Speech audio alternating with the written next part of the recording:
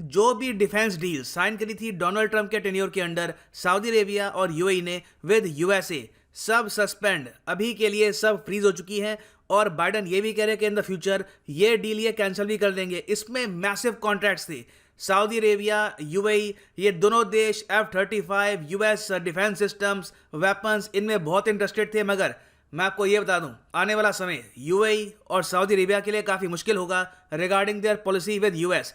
Biden बहुत हद तक एंटी सऊदी अरेबिया है। इस वीडियो में मैं आपको बताऊंगा इसका रीजन क्या है, बहुत कुछ यहाँ पे आपको जानने को मिलेगा। So a lot to know, a lot to discuss as always, but before we begin एक क्वेश्चन मैं आपसे पूछूंगा। हाल ही में सऊदी अरेबिया का एक प्रोजेक्ट द लाइन, ये काफी हद तक न्यूज में है।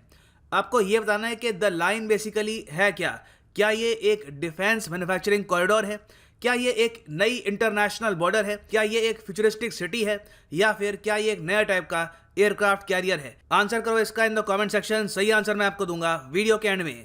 नाउ डोनाल्ड ट्रंप की प्रेसिडेंसी की एक बहुत ही खास बात यह थी कि इनके अंडर बहुत सारी डिफेंस डील्स हुई थी between USA and other countries.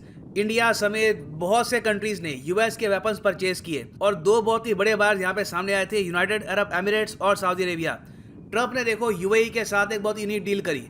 UAE चाहता था कि इनको मिले अत्याधुनिक F-35 फाइटर प्लेन। ट्रंप ने यहाँ पर सिंपली ये कहा कि ठीक है, आप इजराइल के साथ अपने जो रिलेशंस है ये नॉर्मल कर लो, उसके बदले में मैं आपको दूंगा F-35 प्रोजेक्ट में पार्टनरशिप। और यूएई ने बिल्कुल एग्री कर लिया। और F-35 का फैक्टर बहुत बड़ा था बिहाइंड यूएई's एक्सेप्टेंस ऑफ इजराइल। और इस पे यूएस को भी फायदा था क्योंकि ये जो डील है इट वाज अराउंड $23 बिलियन। तो यूएस को डॉलर्स मिल रहे हैं, इजराइल को एक्सेप्टेंस मिल रही है इंटरनेशनली, और यूएई को यहाँ पर मिल रहा था F-35। Everyone was happy. फिर यूएई के बाद आप अगर देखो तो सऊदी अरेबिया ने भी बहुत से वेपन्स परचेज करने का फैसला किया था फ्रॉम यूएसए, और इसके बदले में सऊदी अरेबिया को मिला बहुत कुछ। पहली बात तो यह है, यूएसए ने ईरान की इकोनॉमी को ऑलमोस्ट डिस्ट्रॉय कर दिया, उन पर सैंक्शंस इंपोज कर दिए। रीजन में सऊदी अरेबिया का जो बिगेस्ट थ्रेट था उसको बिल्कुल न्यूट्रलाइज कर लिया। यमन में सऊदी अरेबिया जो चाहे करे, बॉम्बिंग करे। यूएसए ने ह्यूमन राइट्स को लेकर कुछ नहीं कहा, यूएस के प्रेसिडेंट बिल्कुल चुप रहे।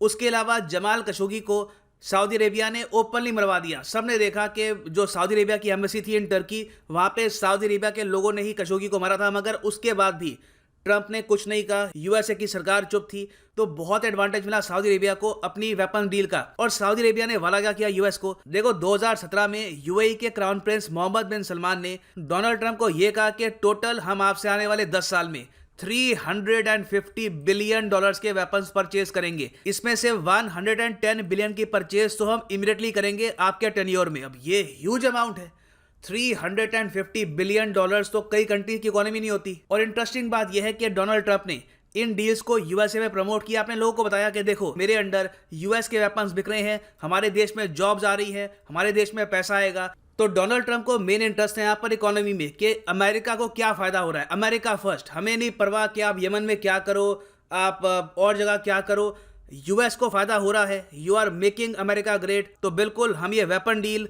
वेलकम करते हैं और हम आपको वेपन्स बेचेंगे। और ये बाय द वे एक बहुत ही आइकॉनिक फोटो है 2017 की, जब मोहम्मद बिन सलमान यूएस गए थे और यहाँ पे ऑलमोस्ट एक प्रेजेंटेशन की तरह डोनाल्ड ट्रंप दिखा रहे हैं कि कौन कौन से वेपन्स परचेज करेगा सऊदी अरेबिया फ्रॉम यूएस। देखो ये टैंक अपग्रेड्स हैं, हेलीकॉप्टर्स हैं, मिसाइल्स हैं। और यहाँ पे मोहम्मद बिन सलमान स्माइल कर रहे हैं क्योंकि उनको ये पता है कि डोनाल्ड ट्रंप काफ़ी खुश हैं, उनकी फॉरेन पॉलिसी को ये काफ़ी हद तक सूट करता है। मगर जो बाइडन कंप्लीटली डिफरेंट है डोनाल्ड ट्रंप से इस रिगार्ड को लेकर। अभी के लिए जो बाइडन का एक प्राइमरी एम ये है कि ईरान के साथ फिर से एक न्यूक्लियर डील करी जाए। इसके लिए जो बाइडन पूरी कोशिश करेंगे।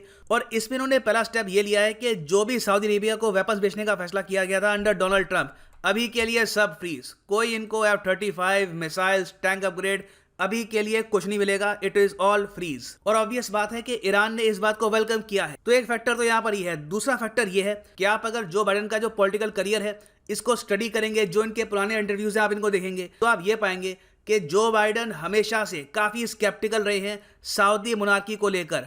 सऊदी मोनार्की मतलब द हाउस ऑफ सऊद। जो लोग आज के समय सऊदी अरेबिया को गवर्न करते हैं, सऊदी अरेबिया में कोई डेमोक्रेसी नहीं है, कोई वहां पर वोट नहीं होता, जो किंग है वो खुद अपना सक्सेसर चुनता है। और आपको एक्चुअली 2004 का एक बहुत ही इंटरेस्टिंग इंटरव्यू दिखाता हूं ऑफ जो बाइडन, जहां पे ये कह रहे हैं कि सऊदी अरेबिया की जो मोनार्की है ये एग्जिस्ट ही करती है क्योंकि यूएस इनको अलाउ करता है। सो यहाँ पे आप देखेंगे ये जो बाइडन का आर्टिकल है फ्रॉम 2004। इनसे ये पूछा कि सऊदी अरेबिया की जो एडमिनिस्ट्रेशन है इसके बारे में आप क्या कहना चाहते हैं। इन्होंने यहाँ पर यह कहा कि देखो, सऊदी अरेबिया ने पिछले कुछ सालों में दुनिया भर में वहाबिज्म फैलाया है। मैं आपको ये बता दूं by the way, Donald Trump की तरह जो बाइडन इतने ज़्यादा इग्नोरेंट नहीं है। ये मैं कहूँगा इनकी कई जो नीतियाँ हैं चाइना को लेकर, उससे चाहे हम एग्री ना करें, मगर ये हमको एक्सेप्ट करना होगा कि डोनाल्ड ट्रंप के कंपैरिजन में he is a very knowledgeable man. काफ़ी लंबे समय से रहे हैं पॉलिटिक्स में, और ये इनका आंसर देखिए, उन्होंने ये कहा है कि दुनिया भर में सऊदी अरेबिया ने वहाबिज्म फैलाया है, एक्सट्रीमिज्म एक्सपोर्ट किया है इन द मदरसाज। जो मॉडर्निटी का एक नोशन होता है कि रिलीजन में एक मॉडर्निटी रहनी चाहिए, इसको अलाउ नहीं किया। और बाद में अपने आंसर में ये भी ऐड किया है कि मिडिल ईस्ट में काफ़ी बार जब कोई प्रॉब्लम्स आती हैं, कोई तख्ता पलट होता है जो बाद में हमको ही संभालना पड़ता है, तो देखा गया कि काफ़ी बार उसकी शुरुआत की थी सऊदी अरेबिया ने। तो 2004 से ही आप अगर देखो तो सऊदी अरेबिया को लेकर इनका व्यू बहुत ही स्केप्टिकल रहा है। ये पसंद नहीं करते सऊदी अरेबिया की मोनार्की को। ये मानते हैं कि रीजन में इंस्टेबिलिटी फैलाने में सऊदी अरेबिया का काफ़ी बड़ा रोल रहा है, और ये मानते हैं कि यूएस को कहीं ना कहीं एक सुलह करनी होगी विद ईरान, और फिर यूएस धीरे धीरे अपने सोल्जर्स वापस ला सकता है टू द यूएसए। तो इसलिए मैंने यहाँ पे ये कहा है कि अंडर जो बाइडन सऊदी अरेबिया के लिए आने वाले 4 साल होंगे बहुत ही ज़्यादा कठिन। ये ओपनली कह चुके हैं कि मेरे अंडर यूएसए वेपन्स नहीं बेचेगा टू सऊदी अरेबिया, और इनफैक्ट हम इनको एक पराया बना देंगे, मतलब कि रीजन में इनको थोड़ा अलग भी करेंगे, क्योंकि इन द पास्ट इनका जो ट्रैक रिकॉर्ड है बहुत खराब रहा है। और इतना ही नहीं है, जमाल खशोगी जो जर्नलिस्ट था जिसकी हत्या करी थी सऊदी गवर्नमेंट ने इन टर्की, उससे रिलेटेड जो भी क्लासिफाइड फाइल्स हैं आज के समय गवर्नमेंट ऑफ यूएस के पास, इसको डी क्लासीफाई मतलब पब्लिक के सामने ले आएंगे जो Biden in a few months. यहाँ पे आप देखेंगे इस पर आर्टिकल है, Biden administration to declassify report on Khashoggi murder. So अब क्वेश्चन यहाँ पे आता है कि इस सब का इम्पैक्ट इंडिया पे क्या होगा। मैं ये कहूँगा यूएस अगर वेपन्स नहीं बेचेगा टू सऊदी अरेबिया, तो यहाँ पे एक विंडो ऑफ अपॉर्चुनिटी, एक मौका आता है इंडिया के लिए कि हम लोग अपने डिफेंस एक्सपोर्ट सऊदी अरेबिया को ज्यादा बढ़ाएं। और ऑफ कोर्स ये इंडिया को करना होगा बहुत ही ज्यादा केयरफुली।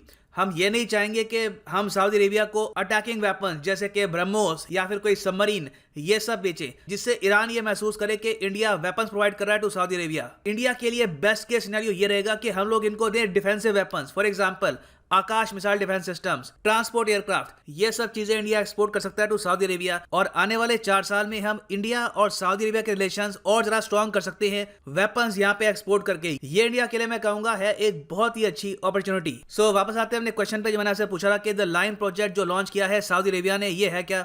सही उत्तर यहाँ पे है ऑप्शन सी, ये है एक फ्यूचरिस्टिक सिटी। आप अगर गूगल में सर्च करोगे द लाइन वर्ल्ड अफेयर्स, तो इस टॉपिक पर मेरी एक वीडियो भी है, वो भी आप देख सकते हैं फॉर बेटर क्लैरिटी। तो अभी के लिए ये एंड इस वीडियो का। Thank you for listening and as always God bless you all.